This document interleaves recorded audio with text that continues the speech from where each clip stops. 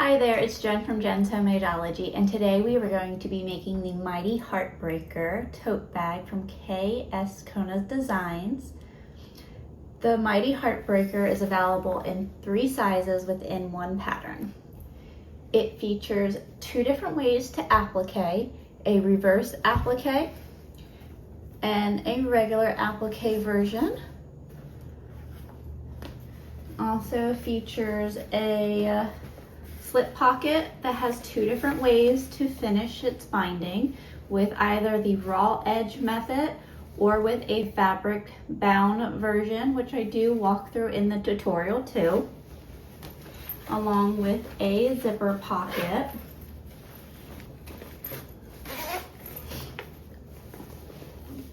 The bag features webbing for its handle. This bag is finished using the birthing method through a side lining. And then today in this tutorial, this is the Mighty Heartbreaker that we will be making. This is the small size, though I do give reference to placement markings so that you can use this tutorial to follow along no matter which size you are making. You'll also be able to use this tutorial to do both of the applique versions, as I will walk you through the regular applique and how to do a reverse applique. Before we get started sewing, let's go ahead and walk through our supplies and materials needed in order to make this Mighty Heartbreaker. For your supplies and materials that you'll need to make your Mighty Heartbreaker will be 2 pieces of exterior of A and then 2 pieces of lining fabric of A. I have, for my exterior, I have 2 different types of fabric because in this tutorial I'm going to do both of the applique versions of the of your options.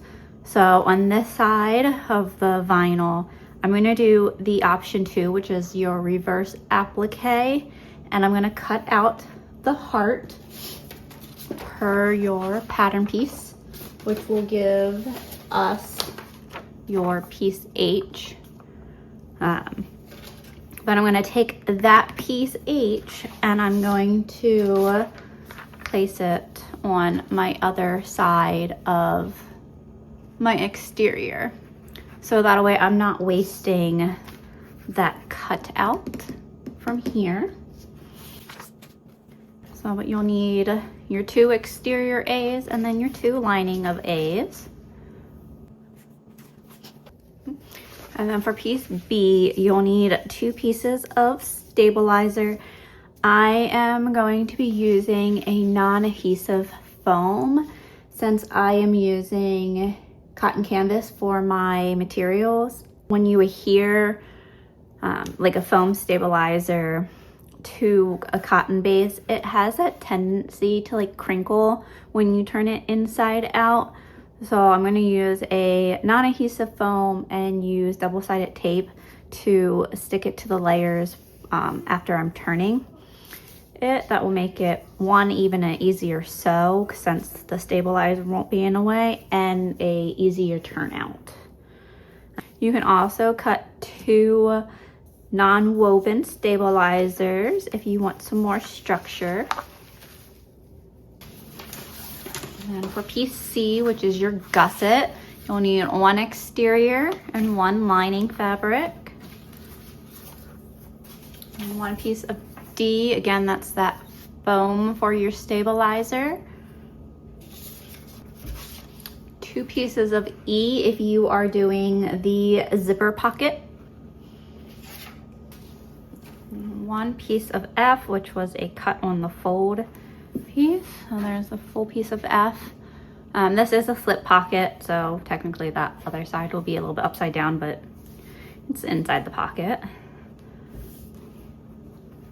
And then if you are doing the slip pocket, a piece of G, which is your slip pocket binding. Now, if you are using a non-woven material like I am, there's a size on the cut list to cut this down, so this is smaller than the pattern piece because the pattern piece is made for a woven material. And then depending on how you are doing your appliques, you'll need a piece of H. And the size of it will depend on what versions you're doing. So if you're doing the regular applique version, you will cut your applique per this pattern piece, as you're just going to put that on top of your pattern piece A and then stitch around. If you are doing a reverse applique, like I'm going to be doing with this piece, you'll want to cut it about 1 inch bigger than this piece of piece H, so that way you'll have that piece of security behind those stitches. And then if you are using a different fabric base for the applique than you are for your exterior, then you want to make sure that you get the thickness of them, of the stabilizing of them, the same. So on my exterior, I'm gonna have vinyl, and this is a cotton canvas. So I did the interfacing of them so that they were about the same type of structure. So once they become one full piece, because remember I'm gonna reverse applique this, that it has the same structure. And it'll be a more cohesive look. And you also will need some webbing, anywhere from 1 inch to 1.5 inch. Since I'm using the small, I'm gonna use the 1 inch. However, if I was making, say, the large, I would personally then use 1.5 webbing, just to make it a smoother and more comfortable carry. And then depending on length of how far you want the drop to be from your shoulder to the edge of the bag will depend on how long you want your webbing to be. This is the recommended length that's in the pattern instructions, but you can make this longer if you want a longer drop for your tote. And then if you are doing your zipper pocket, you'll need a piece of 9-inch zipper tape with a pull. And before we get started sewing, I'm gonna go ahead and do some prep of my pieces. I'm going to be doing a reverse applique on this piece of A. I'm gonna need my pattern piece. I'm going to clip it to my fabric so that my piece does not shift around. And then what I like to do is to take my pointy part of my stiletto, you take anything that's pointy, and just go around and marking on those dots. Now, after I've done this a few times and those holes are really there, I can go ahead and just take a pen and mark if you don't have a fabric that is able to show your dots. Because when I'm punching with this, since it's vinyl, it's making a little cut path, and then I can go in there and cut that out in one piece. So I'm gonna go ahead and continue around and then cut that out, and this piece will be prepped and ready to go. Now that we got our applique pieces cut out, I'm gonna first do the regular applique option, which would be to take this cutout piece, the piece that you'd be laying over your piece A. So here's one of our main panel A's, exterior. And normally what you would do is you would take your pattern piece and then trace this little dot, which if you make holes in them, you can take an erasable pen or even chalk and make make markings through those dashes for your pattern piece. I think I could take this pen and go through those holes. I don't know if you can see it, to make those markings of where my piece of H would then end up going. So this is now my piece H. And if I did those marks all the way around, I could do that and follow it to make it even. Now, since I have one of these pieces, the frames cut out, because I'm doing both of the applique versions, I can lay this piece over top. Go ahead and I'm going to take double-sided tape to the back of here. Grab the good stuff. I'm going to take double-sided tape on the inside of here. I am going to leave it out of my seam allowance area.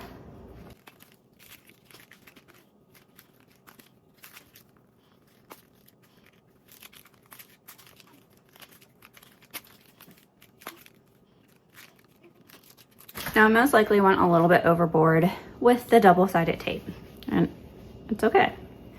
Might not need that much. This way it will really stay in place.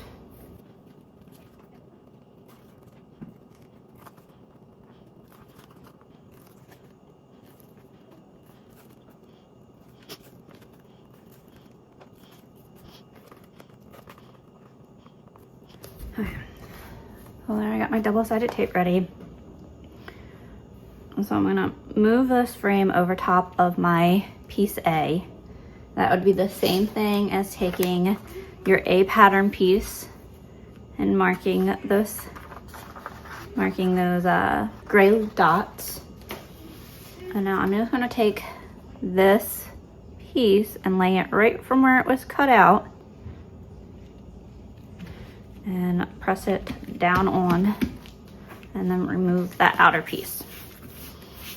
And now this piece is prepped and ready to be top stitched around. And this will be one of my panels.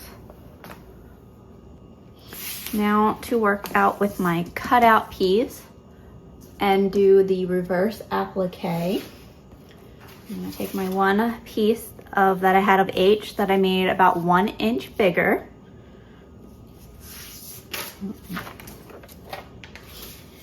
I'm going to place double-sided tape. Place double-sided tape around the outside. Well, I'm gonna place double-sided tape around my cutout area, but just outside of the top stitching area. If it gets in the top stitching area, it's okay. I know some machines aren't a fan of double-sided tape.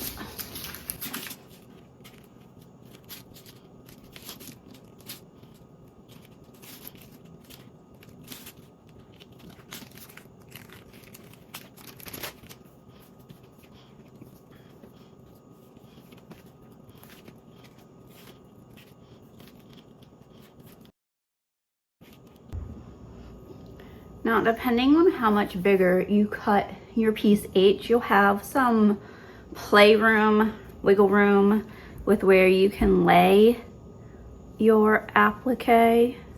But if you didn't cut it that much bigger, then you can just find the center of your applique piece to center it.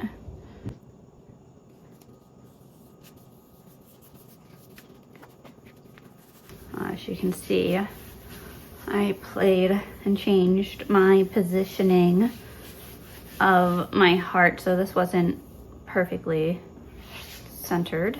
Or, yeah, well, it's not centered, but it worked out for the print. Move this over a little bit.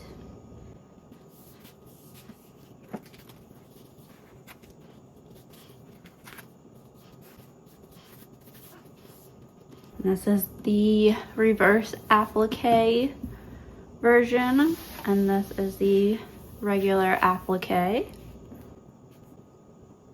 And in the regular applique, we're going to top stitch within this heart, and then on this one, we're going to top stitch outside of the inner heart.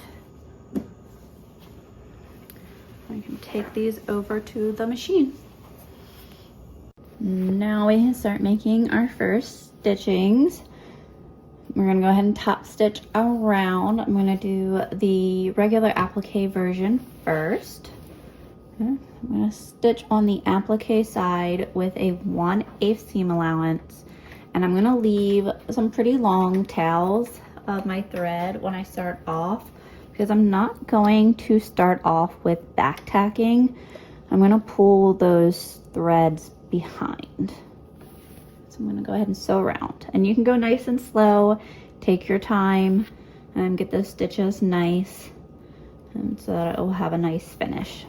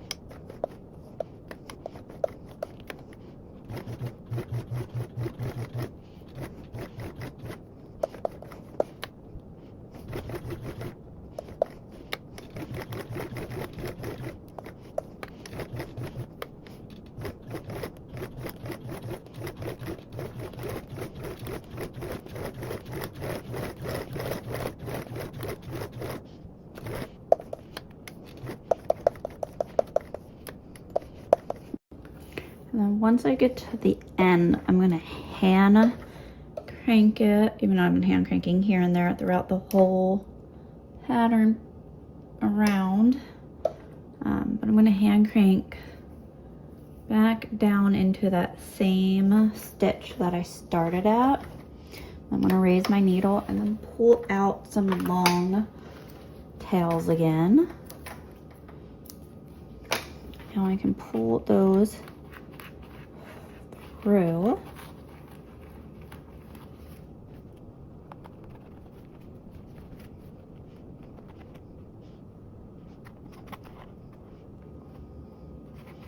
Okay.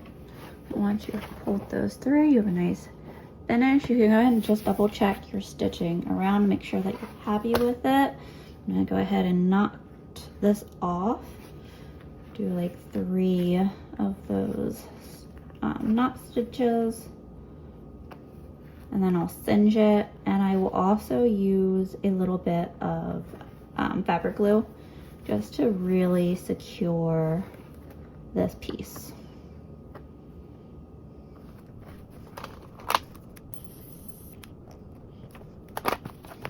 There's will that one, and now I can work on my reverse applique. Here's my reverse applique one. This time I'm going to go around and stitch with a 1/8 seam allowance on the outer edge. Again, I'm going to leave those longer tails so I can pull my thread through.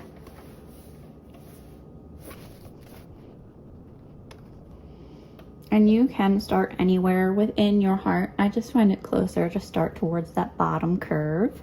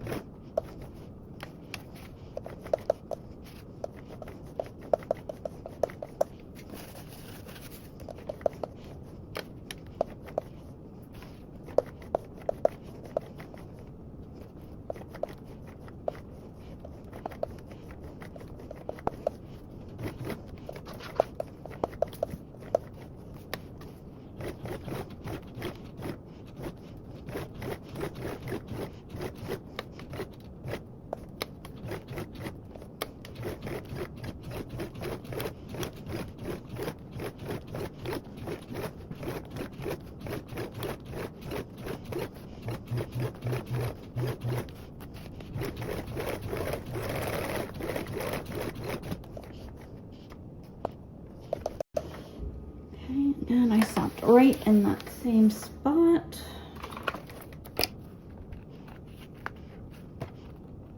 And pull through my stitches. Probably that one. And now I can tie this off. And then I'll go glue both of those.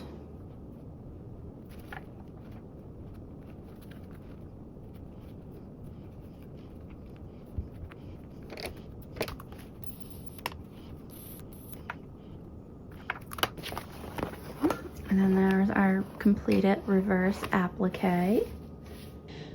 Now, depending on how you're making your bag, you'll either have 2 of the reverse appliques, 2 of the regular applique versions, 1 of each like I have, or you can do 1 of them and then have on the back side have it plain.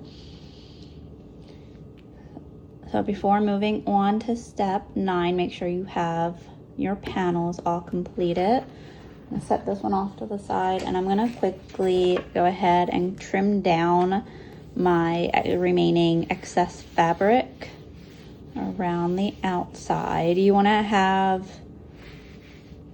about 1/4 of an inch of fabric remaining around it. And you're just cutting the excess applique fabric. You're not cutting any of your A-frame.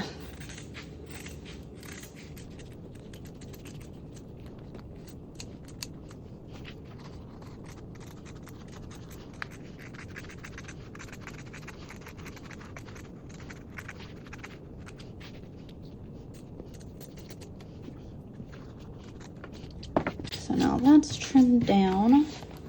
And there is that. And then now is a good time to add your bag tag. If you have one that you want to use, you'll add it about 3 inches up from the bottom applique hearts, or you can go ahead and center it. You can either do it on the front or back panel or both. And then for step 10, you'll go ahead and adhere your non-woven stabilizer if you're using one along with your foam. Now for my foam, I'm gonna go ahead and put double-sided tape around the perimeter of it, but I'm not going to adhere these until after I've sewn my bag, and right before I turn it right side out, then I'm going to place this on. That way it will make my sewing process easier. Now we're gonna set these pieces off to the side while we work on our remaining part of our bag. Moving on to your zipper pocket, you'll need your pieces of E. So you'll want to make your markings of your zipper box on the wrong side of your fabric. You'll make a 7-inch zipper box from the center top of your panel down 1 inch. You'll measure down 1 inch, and then you'll make a box that's centered 7 inches across. And I did already pre-make mine. Don't pay attention to this little arrow. That was me not making my zipper box long enough. Measure twice, mark once kind of deal. Wasn't doing that. So I laid out my zipper box on this. Now you want to take a piece of your lining fabric. There's your heart lining. So this piece right here is our main pattern piece A of the lining. We want to take this right side up. And I'm going to quickly grab my pattern piece to lay on top so I can find the center. You can also fold it in half. Just find the pattern piece easier to do. So there's my top center. And now measure down 1.5 inches.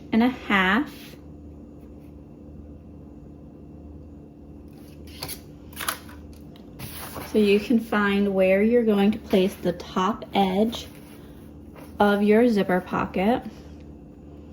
And again, matching that center point to that marking. Then you can pin this in place if you want. I find it helpful just to grab some masking tape and hold it in place. You'll want to make sure that your pocket is even across the top. Now remember, your aligning fabric was right side up. Your zipper pocket is going to go right sides together, so you'll see the wrong side of your zipper pocket. And now we're going to stitch along the 2 long markings. Make sure you back tack and reinforce at the start and stop of those.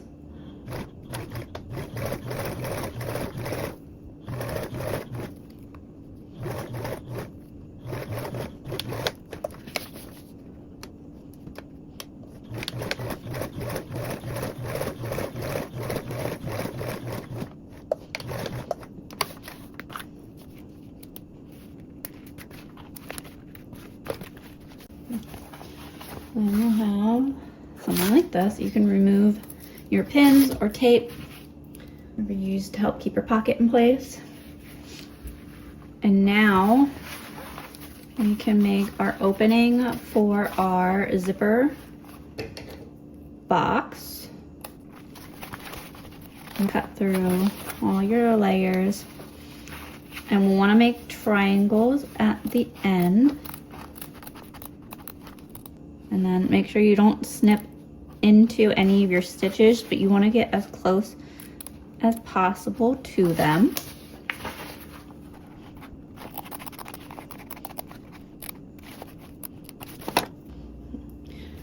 Now normally what you would do is go ahead and you would pull your pocket through and then use double-sided tape if you want it, or press it really well in order to get that seam to stay. We're going to do a cool little trick. We'll fold down the top part of our lining, and you can stitch 1/8 of an inch away from this folded edge in order to help keep this piece to that. But I'm actually going to flip it over, keeping that down, and stitch on this edge so I can see where my stitches are going, so make sure that they're only staying on this part of that flap. So I'm only going to be stitching with a 1/8 seam allowance.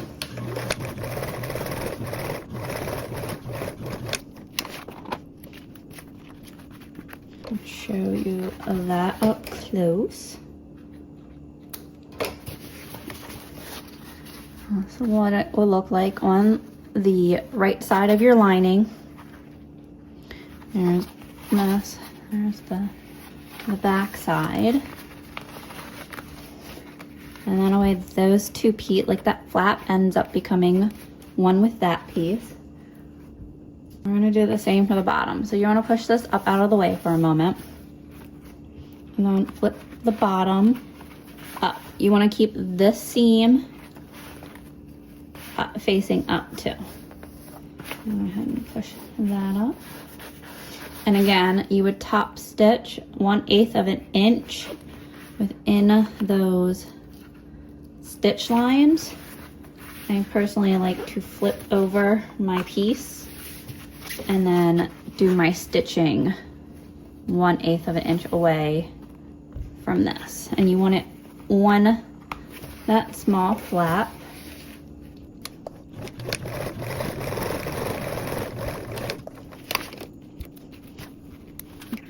And then there's that.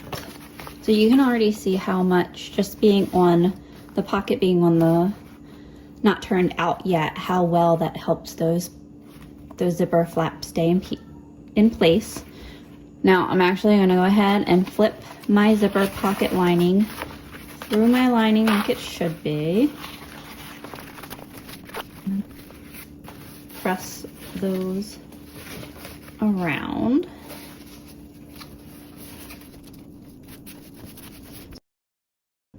And press that out.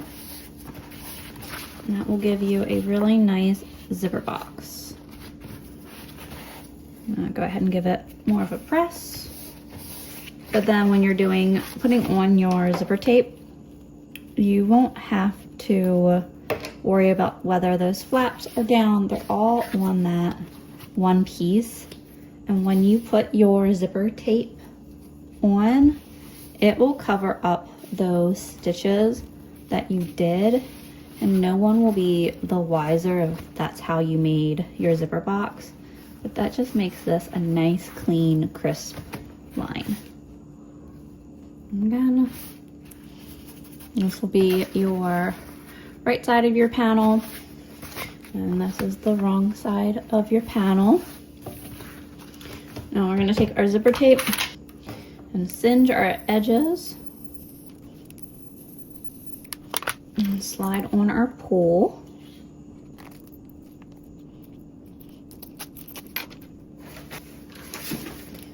Now we're going to take our double-sided tape and put it on the top edge and the bottom edge of our zipper tape.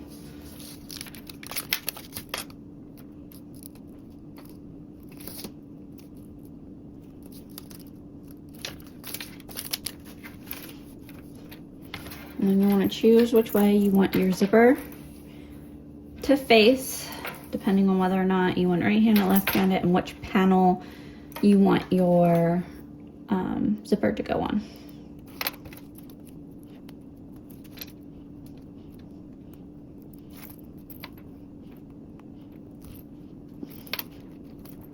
And then once you remove your tape, you can center your zipper tape in your zipper box.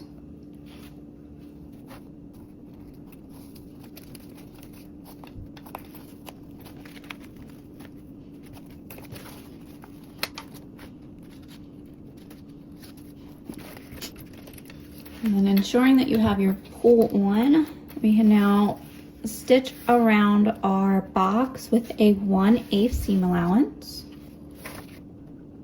And again, I'm going to leave those longer tails because I'm going to pull through and tie a knot off on the back side.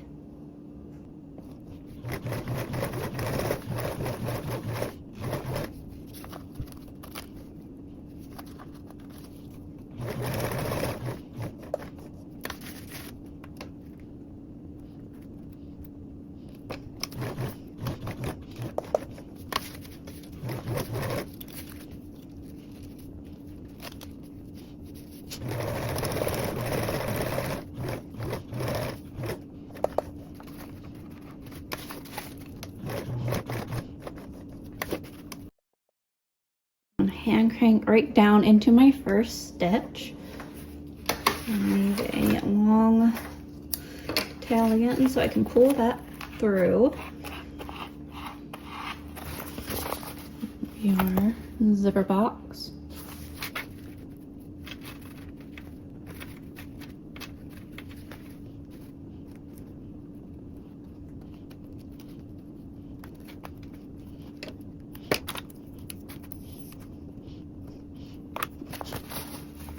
There's that one. And you want to take your remaining zipper pocket lining and place that right side down along your zipper. So along your zipper pocket lining. So both of your zipper pocket linings will then end up being right sides together. But you'll see the wrong side of it facing up. And we'll clip together those linings so that way we can sew around and sew these pocket linings together with a 1/4 seam allowance. I'm going to flip to the right side of my lining and move my main lining out of the way.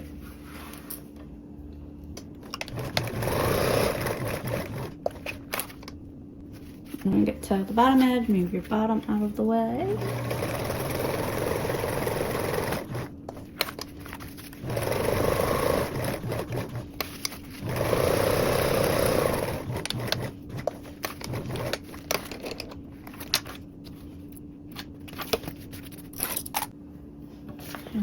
right side. That made our zipper pocket. Wrong side. Now our zipper pocket is complete, and we can go ahead and set this panel off to the side as we work on our slip pocket. And then for our slip pocket, you'll need your piece of F, right side up with the short sides at the top and the bottom. We're gonna go ahead and paste this fabric right sides together.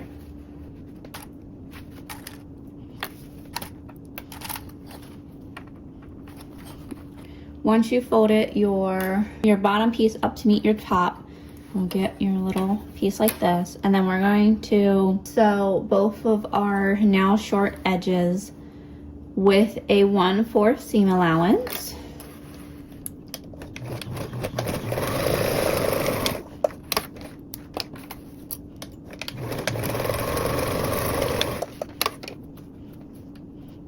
Once sewn together, we'll come in and we'll snip our corners of both the top and the bottom, ensuring that we do not cut into any of the stitches.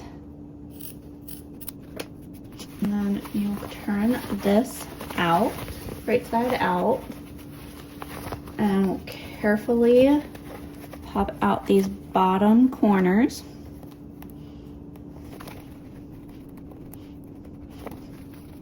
And give it a press. Here's what the start of our pocket will look like. Now this side's going to be upside down for me since it's the inside of my pocket and it was a directional fabric. And then we can baste this top close with a 1/8 seam allowance.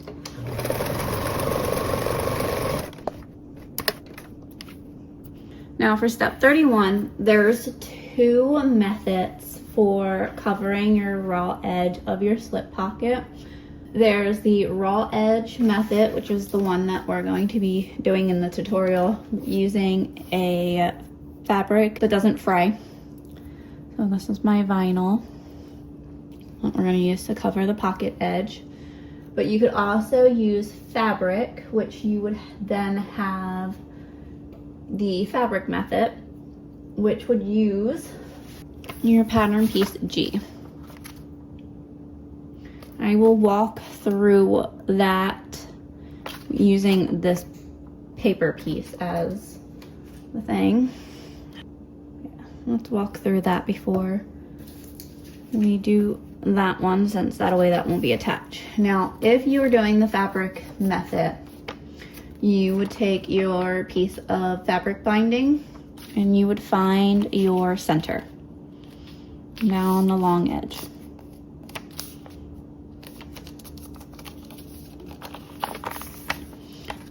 And then you would fold the short ends in 1/2 inch. And you would fold those in 1/2 inch.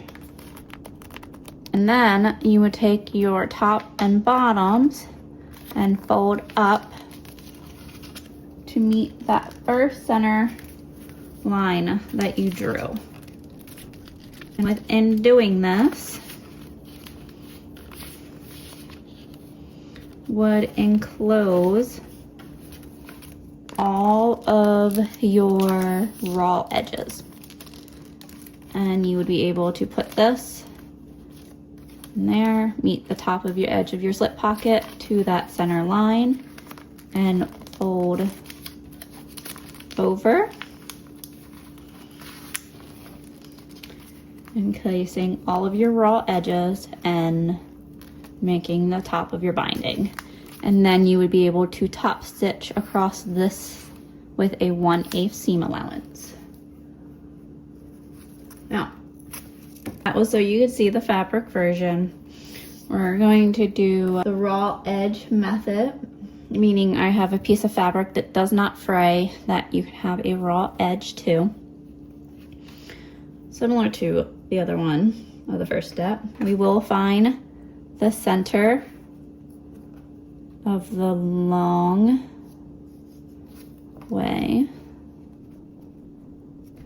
So there's my center. I'm gonna take this raw edge and match it up to that center seam. And then I can fold down, enclosing the edge, and we're gonna clip this in place. If you would like, you can definitely use double-sided tape on both of the sides of the binding.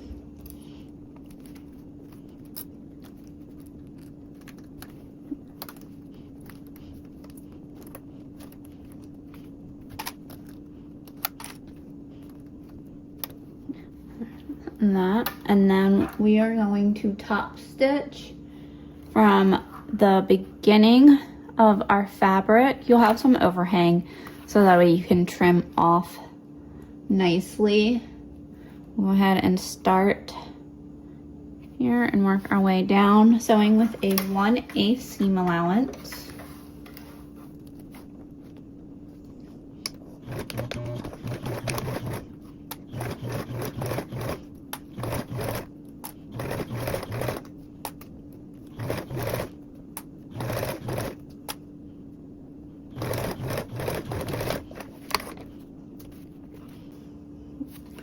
And make sure that you'll cut both sides of the binding, and then you can trim away any overhang.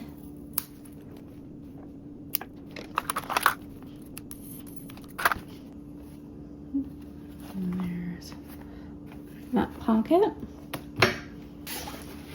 You will take your remaining piece of lining of A and place that right side up. And depending on which size you're doing will depend on how far down your slip pocket will go.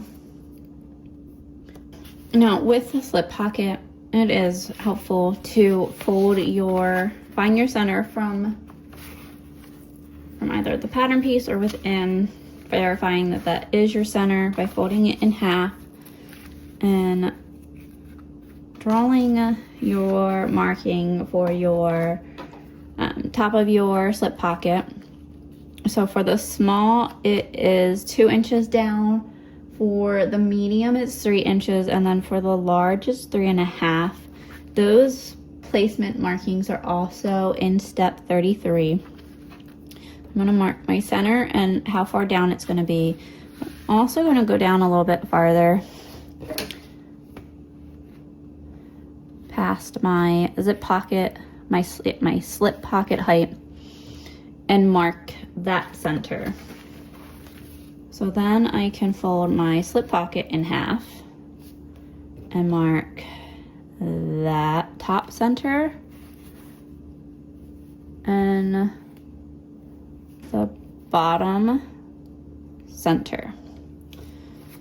So then I can go in here, match my top center up to my marking dropping. So that's where my slip pocket will start in the center. Masking tape to hold it in place, and then match the bottom of my slip pocket center with the center of my panel. And that will help ensure that your slip pocket is centered and leveled. Now we can stitch along our sides and our bottom to stitch on our slip pocket. We're going to do that with a 1/8 seam allowance. I'm using folded pieces of vinyl as a hump jumper to help those stitches when I'm starting out.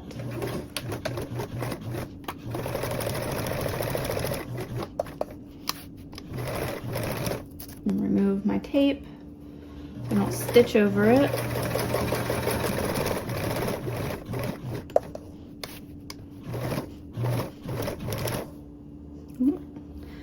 Put bottom thread. Okay. I ran out of bottom thread. I'm gonna pull out a few stitches backwards from the bottom side so that I can tie these off in the back and then restart from where my bobbin, where I don't have stitches. And I tied off my bobbin thread. Now I can restart in that same spot. I'm gonna leave threads long enough again so I can pull back through.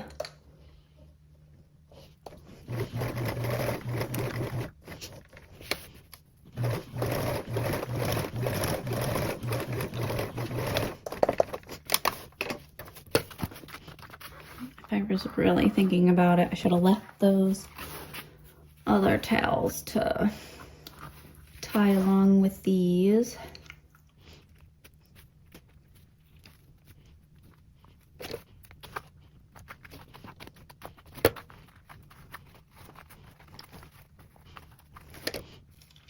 Now, with this being the top of a slip pocket, I did reinforce at the top of both sides just to give it some extra reinforcement for when people are looking through it and all that jazz. It's more than just ties in the back.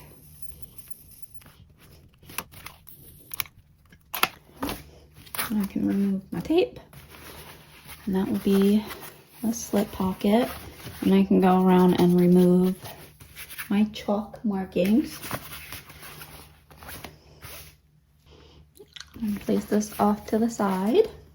Moving on to our outer assembly, you'll need to grab both of your panels of A and your pattern piece so you can do all of the placement markings. You want to mark your top center, where your webbing will fall. Also, where to align your top of your side gussets. And then also your bottom center.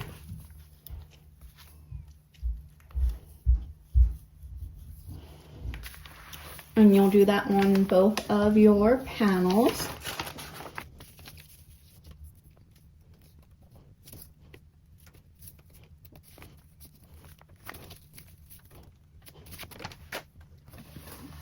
And if our markings are transferred over, you'll grab your webbing.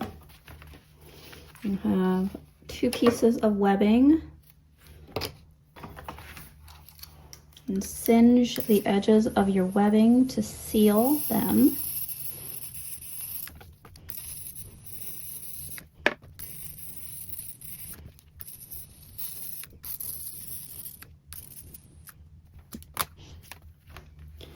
And you're going to take one of your panels, one of your pieces of webbing, and you're going to leave an 1.5 inch overhang. 1.5 inch overhang, and place your webbings in between your markings. So you'll center it between these markings. Ensure that your webbing is not going to be twisted. And then center on the other side with that same 1.5 inch overhang. Let's twist it. Okay. Yeah, that's not okay. So what I like to do before repeating on the same and basting these on, I like to quickly take my panel, lift it up, and try this on while it's over my shoulder, so I can see where the bottom of the bag is roughly going to land, and if I like the length of these straps, or if I'm possibly going to want to make them longer and or shorter. If you're following the ones that's in the instructions, you most likely won't want to make these shorter unless they're for a kid.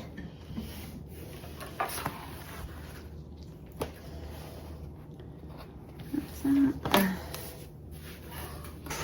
this one real quick.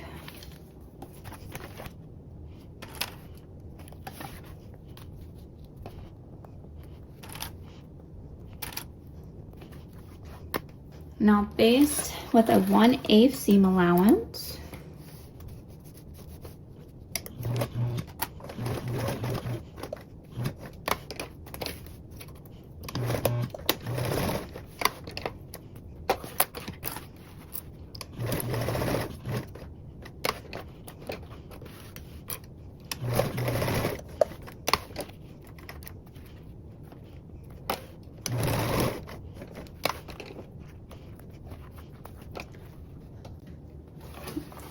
Both of these are prepped. Once these are prepped, we're going to take our outer gusset piece C, so our exterior fabric of C, and find our centers.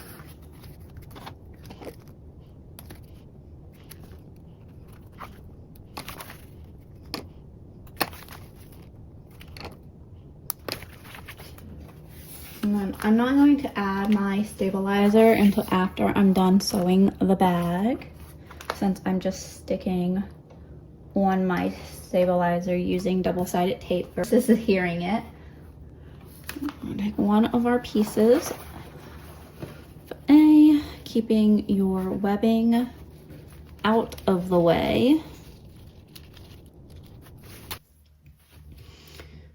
Once you have your webbing up out of the way, just so ensure that it doesn't get into any seams, you'll take your side gusset and with it right sides together to your panel, start matching up the short edge of it to that marking for your side gusset,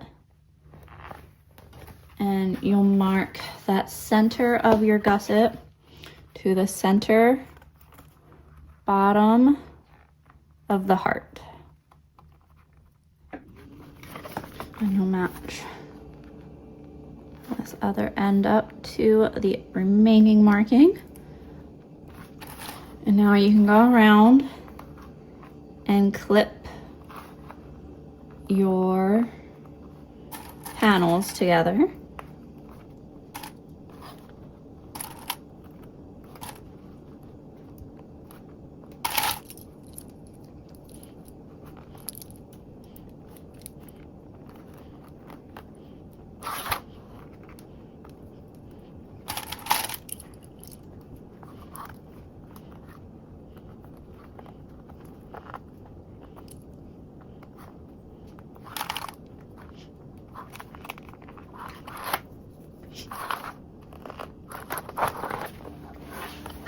Now we can go around and stitch the side with a 1/4 seam allowance.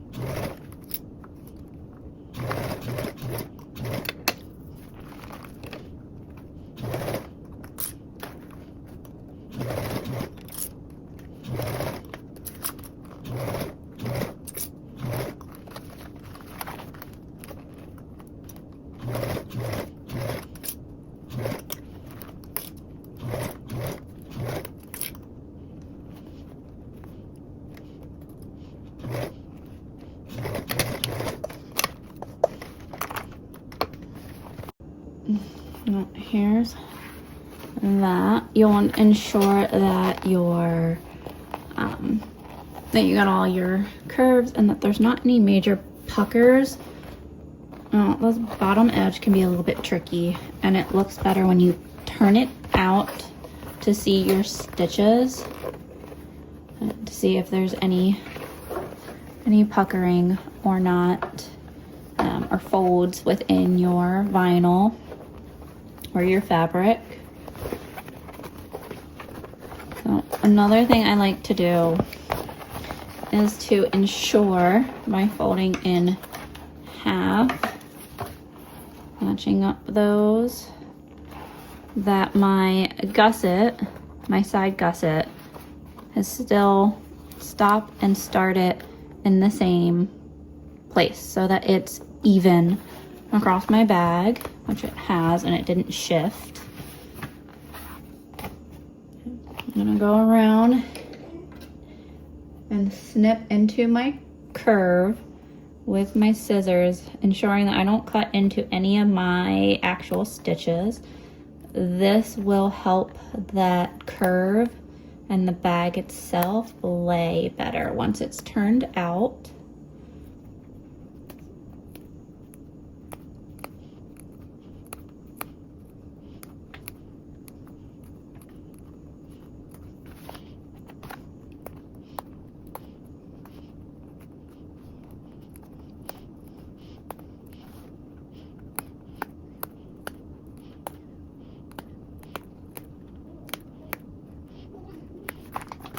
Repeat with our other side. So we're gonna take our other panel, we'll place that right side down, matching up our placement for our side gusset.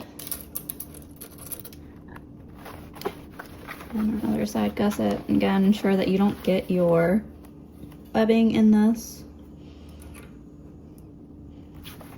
In the bottom center.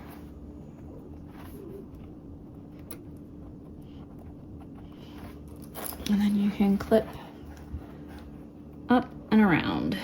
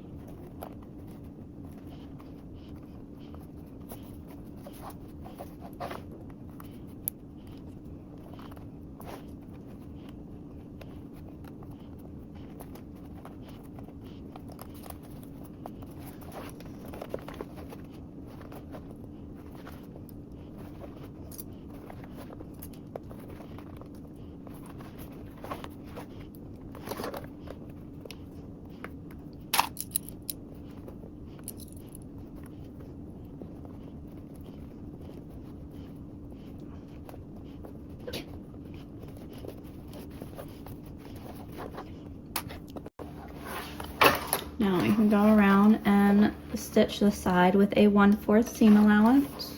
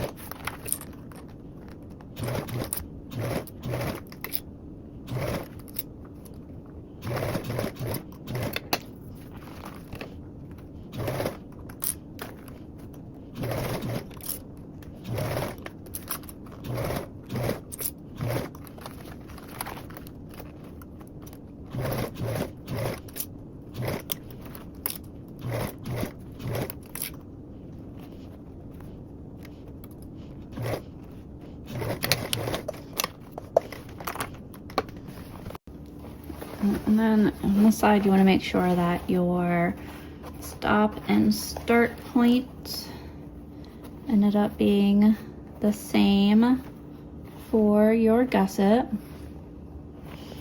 And you can go in and check to make sure that there's no folds within your fabric, which can kind of be a little bit hard before you turn it out. Quickly turn this out, keeping in mind that I'll have to go back and snip that one side, but I want to make sure that there's no crazy folds within the fabric.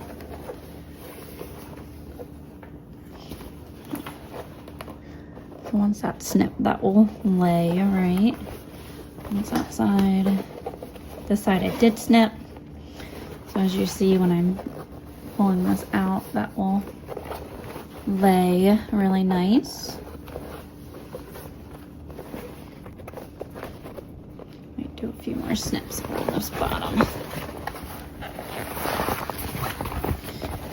I'm going to turn it back to the wrong side so that I can snip, cut this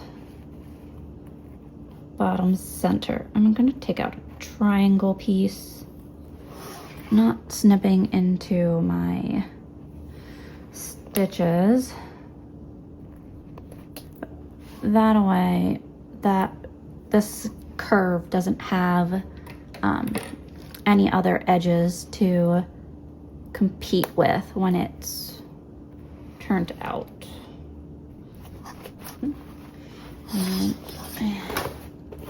I'm gonna go through and do what I did on the other side and make those snips around.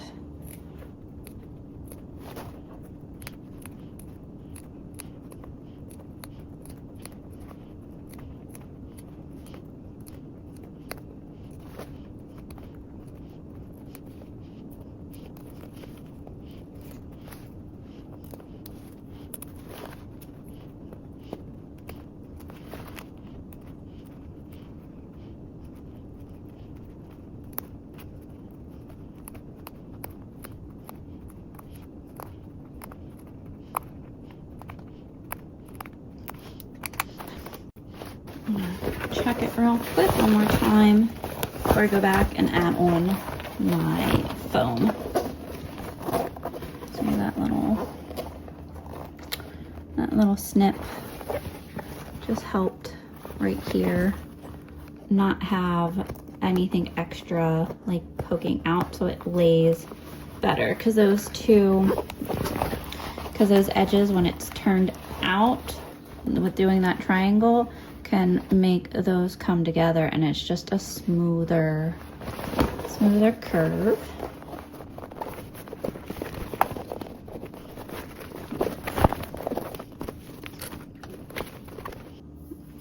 And before I move on to my interior, I'm gonna take my pieces of foam and remove the backing of the double-sided tape.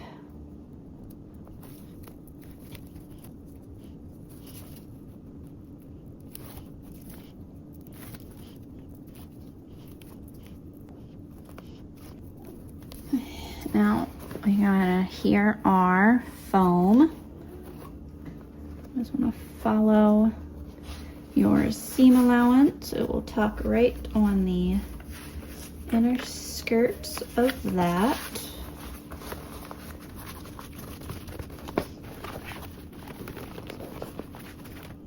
And then again for our back panel, I already have that tape.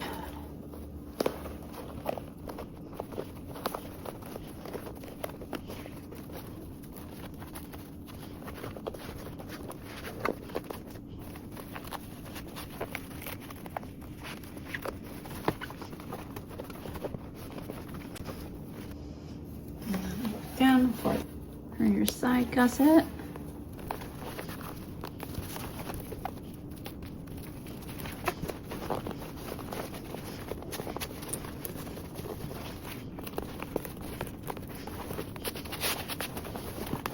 Now our exterior is ready, and we can set this aside while we do our lining assembly.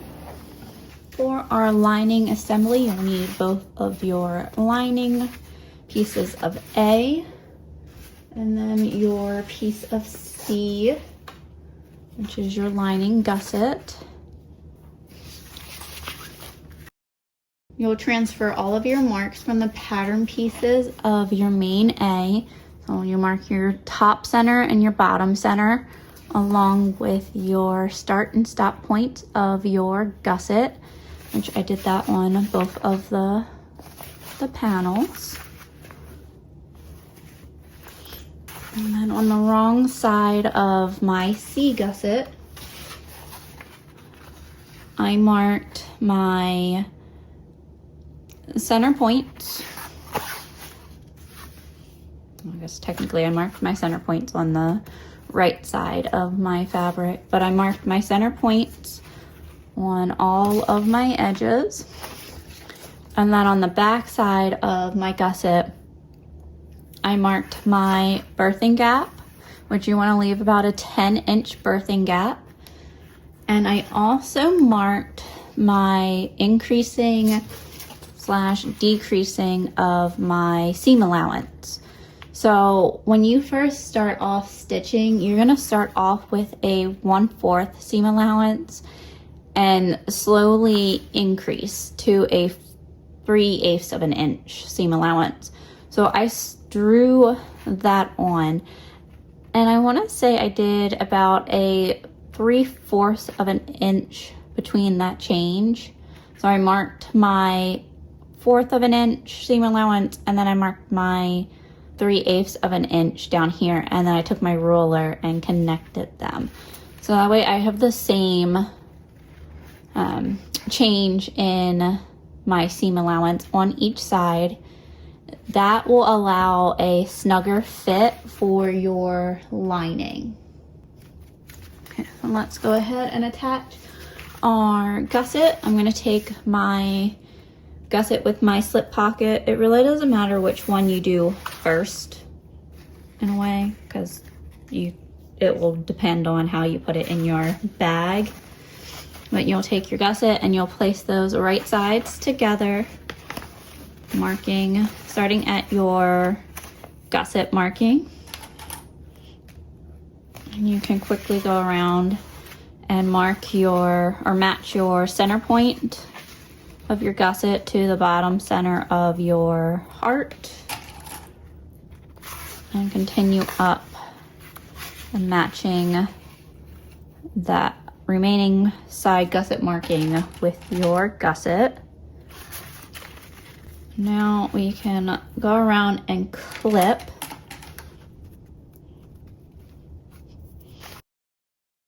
I'll start my stitching. I'll stop at where I marked for my birthing gap, because you want the start of your birthing gap 3 inches down from the top. And then you'll leave your birthing gap amount. That's where I'll pick back up, which is right before the center of the bag, essentially, at least on the small. So I might actually make that birthing gap smaller. Since it's a smaller bag anyway, it most likely won't need that.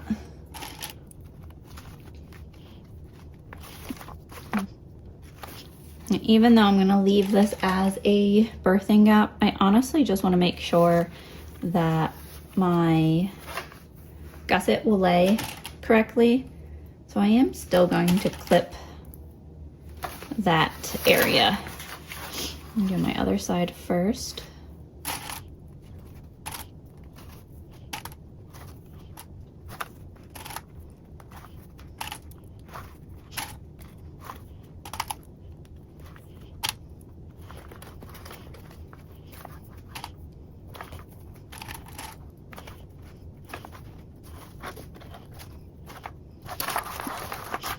And once I have that all clipped, I can start sewing.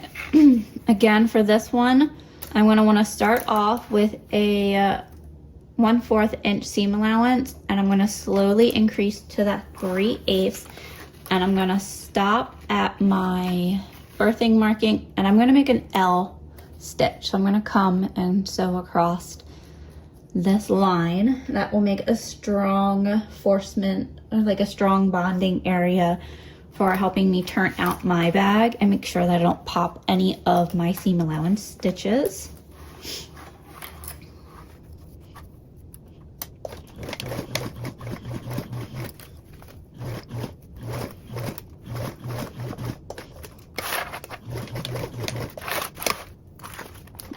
There's the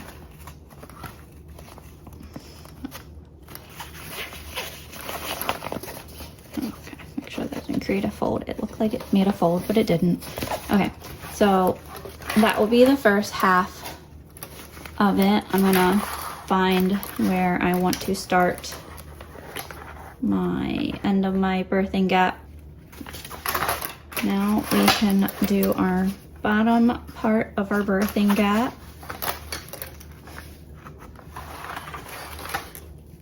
Make sure your birthing gap's not at the very bottom of your curve, as in my opinion, that makes sewing your lining together with a nice curve a little bit harder.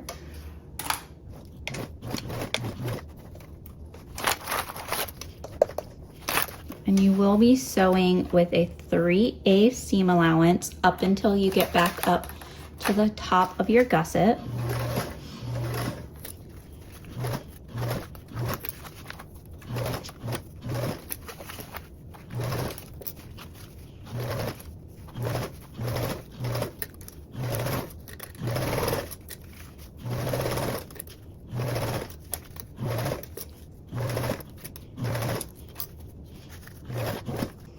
And now this is where you got to remember to start decreasing your stitches to a 1/4.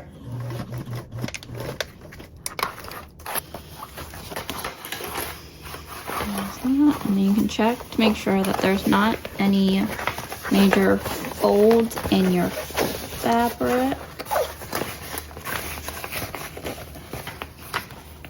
Yes, I'm turning it out just to make sure it'll be like this in your bag.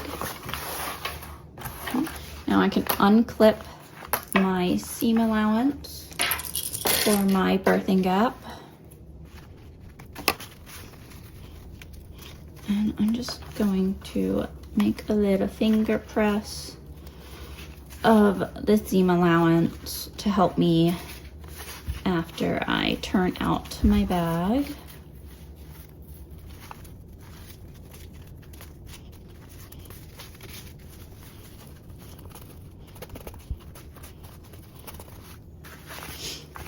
And now we'll attach our other lining panel, making sure that that's right side up. And we'll take this and flip it right side down so that your lining is right sides together. And you'll match your edge of your gusset to that marking. And the center of the gusset. Now this time, the thing that will be different is that you won't leave that birthing gap marking.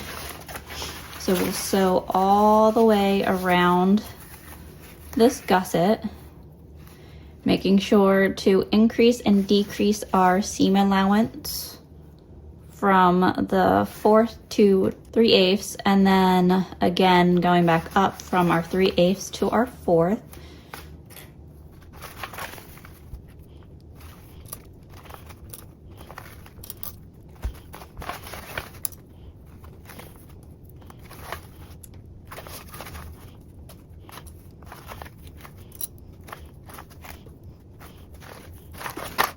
I have that all the way clipped around, and then having my other panel up out of that seam allowance, just draped in. This is what it will look from the inside view. This time I did not draw on the increase or decrease, but you definitely can. Just remember to do it. So I'm going to start off at the 1/4 seam allowance and then slowly increase to a 3/8. And then once at my 3/8, so all the way around till I get to my other side.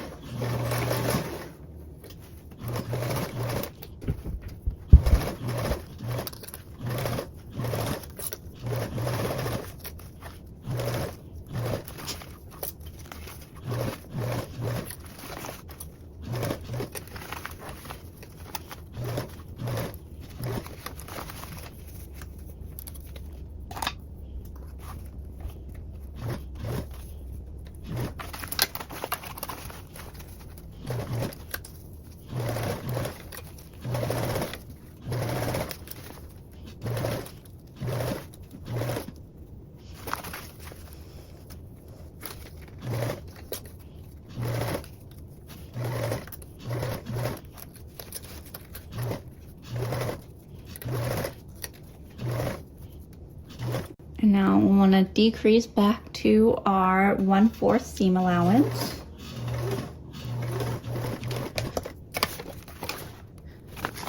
Once stitched, you can double check by matching your center of your panels at the top and matching over that your gussets have started and stopped in the same spot, just as a like double triple check to make sure that your bag will then be even for the final assembly, which we're about to do. You'll want to go back and trim down your seam allowance to 1/8 anywhere other than our opening. So for our birthing gap, we're gonna leave that full seam allowance there. We're gonna trim down the remaining part of it.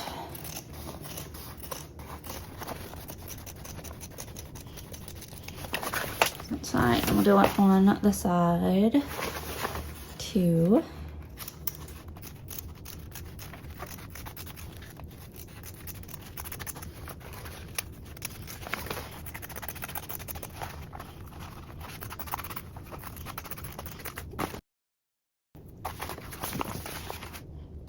We're now ready for our final assembly. So you'll need your exterior that's completed and then our lining.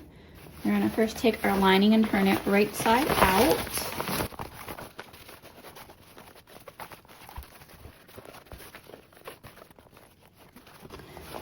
And then we're gonna take our exterior and place our webbing down into our bag. Give me a little bit better of an angle, hopefully. So here's our exterior, and with those handles inside of our bag, and then our lining turned so the right side's face out. And now we're gonna place our lining inside of our bag. I'm gonna place my slip pocket on the side that I want as my back, as I personally like my slip pockets closer to my body. I'm gonna put my slip pocket on this side because this is going to be my back panel. And you'll go around matching up your seams, which your gusset seams will go pressed towards your gusset when sewing. You can match up your centers of your markings of your bag and then continue to clip around, keeping your webbing up.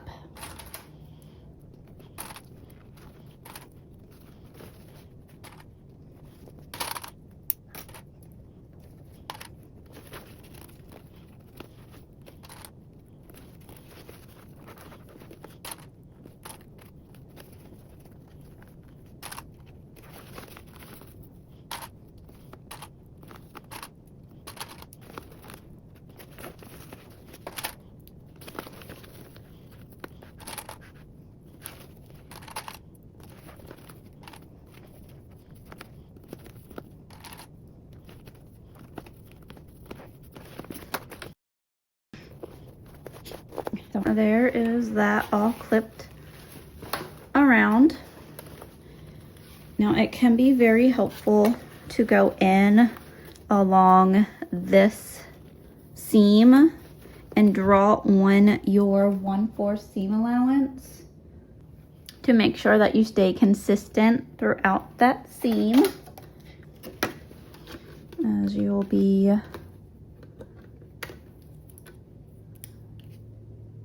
stitching around a curve and also going across. So that will help you see where that corner should align.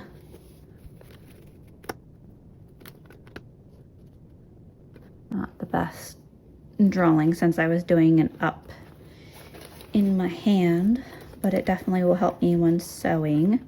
So here's my 1/4 across this gusset, and then my 1/4 around my heart.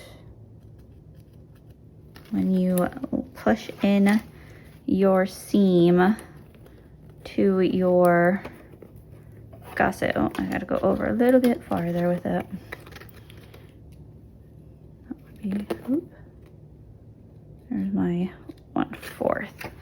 So that way when I push my seam over, I can match up my seam allowance across here and my seam allowance across my heart for where my stitches were going to be.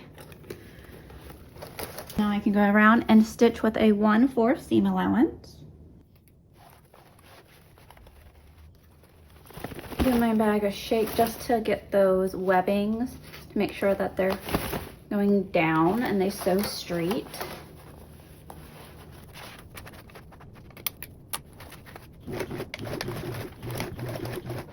And for added security, you can stitch a second row of stitches across your strap, just 1/16 of an inch within your seam allowance. I like to just shift over a little bit, and then I will actually backtack it and then sew again.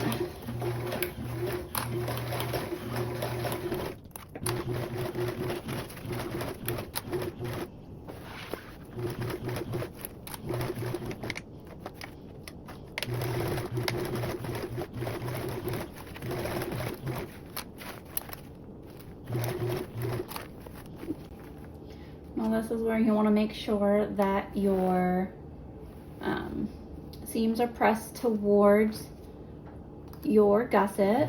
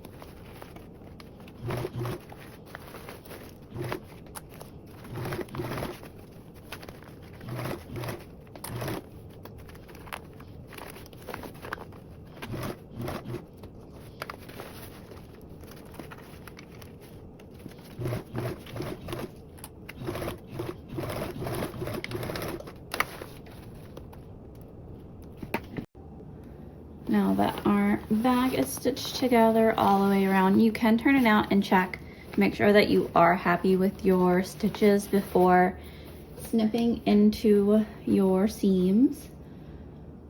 You'll want to snip around your curve of the dip of the heart, not cutting into any of your stitching.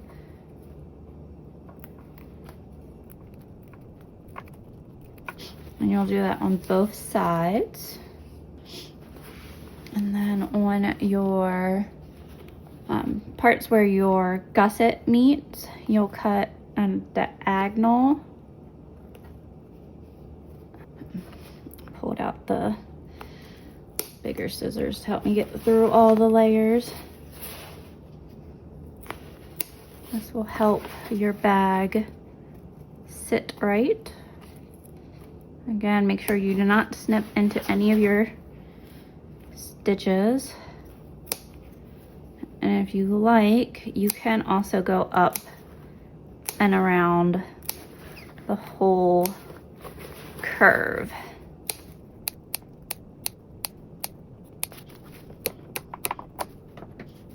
Now to turn the bag right side out through our hole. There's our hole. Grab and pinch the bag.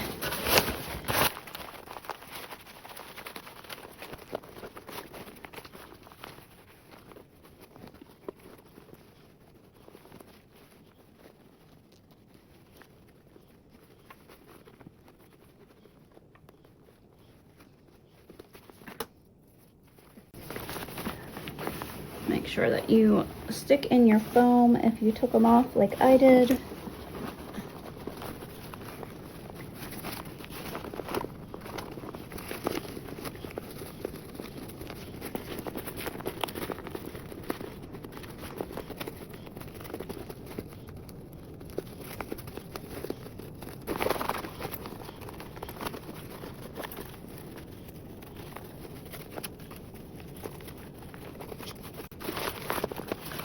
Now that I've checked my stitching, I'm going to go ahead and close my birthing gap. You can either hand stitch this closed or sew it.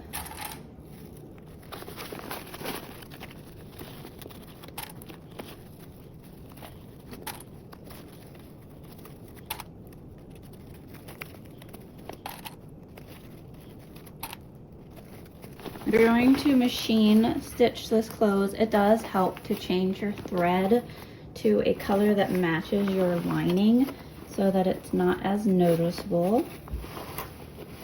I'm going to stitch this closed 1/16 of an inch, so just barely grasping our edges. We'll make it less noticeable. You can definitely go in with a 1/8 if you would like. But the closer you get to that true 1/16 of an inch will allow your lining to lay better within your bag.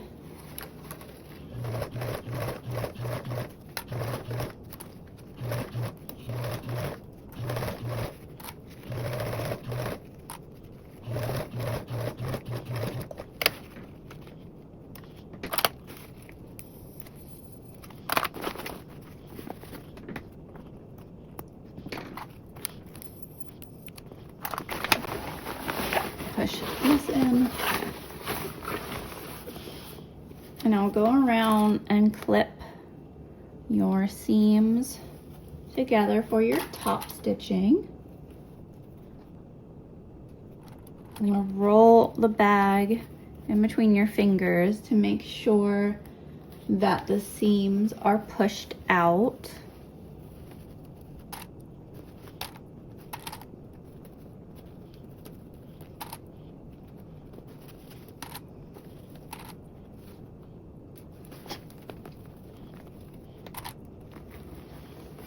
Now, for the bulk of this seam, it can be helpful to press your seams flat using a hammer. Of course, patting before you just hammer right onto it to protect your fabric, or like a key fob flattening tool to help flatten that seam to reduce the bulk a little bit.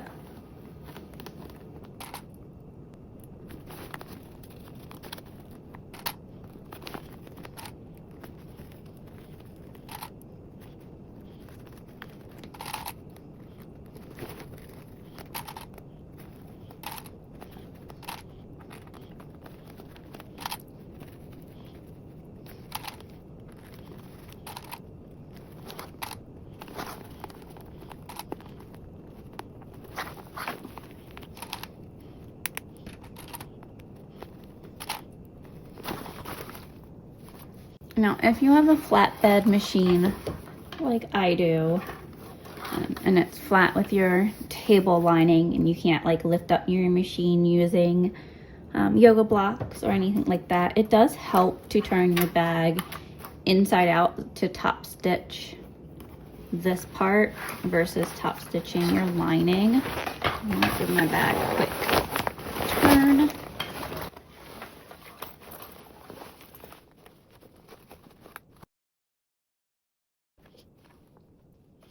I'm gonna start on my side gusset. It goes into my front panel. So that way when the wearing of the bag happens,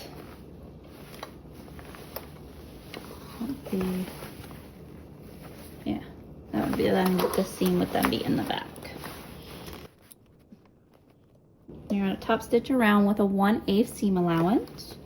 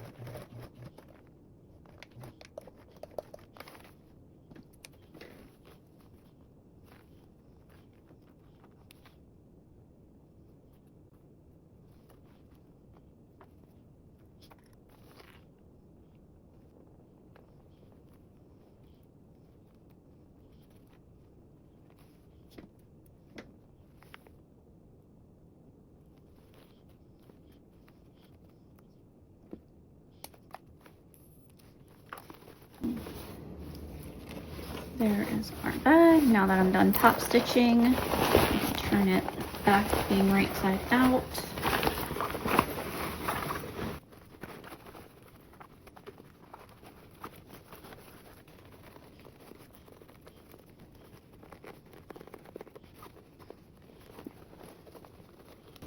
Swing around and pressing out those seams so they set nicely. Now that our tote is finished, there is options in step 65 for adding a little bit of extra reinforcement to your bag. You can either include 2 rivets per your strap right below the stitches, and there's spacing recommendations in that tip box of step 65 for how far away to place your rivets. Or you can also do a box stitch underneath to give some reinforcement to those strappings too. And then here is our finish, Mighty Heartbreaker. I'm gonna let her set a little bit and continue to work out those seams around the bag, and it will set very, very nicely. I actually end up stuffing it so that it sets. And I want it to walk through the bag and show the finished product before I stuff it full. But here's the one side with our reverse applique, and then here's the other side with the regular applique. Our handles. So you're gonna also push out the inside of the bag. And our zipper pocket and our slip pocket that I put on my back panel, so that way when I'm wearing it I can easily get into my slip pocket and it's closest to me.